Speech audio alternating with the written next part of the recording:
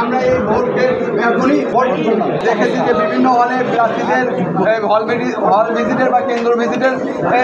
অনুমতি আছে, কিন্তু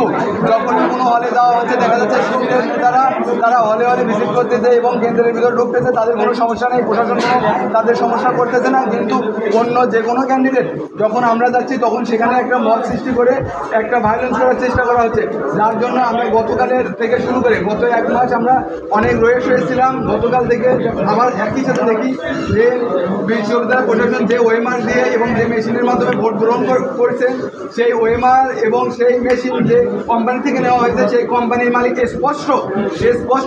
সে জামাতের লোক, এবং এই জামাতের লোক হওয়ার জন্য শিবির জামাতের লোককে দিয়ে ভোট ইঞ্জিনিয়ারিংয়ের মাধ্যমে তারা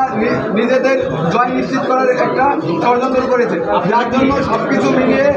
সবকিছু মিলিয়ে আমরা দেখলাম যে জাহাঙ্গীরনগর বিশ্ববিদ্যালয়ে ৩৩ বছর পরে যে নির্বাচনটা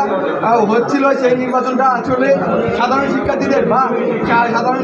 মতের কোনো প্রতিফলনই ঘটবে না। আর যদি সাধারণ শিক্ষার্থীদের মতের প্রতিফলন না ঘটে, ভোট ইঞ্জিনিয়ারিংয়ের মাধ্যমে কোনো প্রার্থীকে সুযোগ দেওয়া হয়, কোনো প্রার্থীকে বিবি দিয়ে চিরাবি বের করার চেষ্টা করা হয়, সেই নির্বাচনে অবশ্যই জাতীয়তাবাদী ছাত্রদলের প্যানেল যুক্ত থাকতে পারে না, যুক্ত থাকবে না। আমরা যার জন্য এই অসঙ্গতিগুলো স্পষ্ট তুলে ধরে আমরা এই ভোটকে এখনই বর্জন করলাম।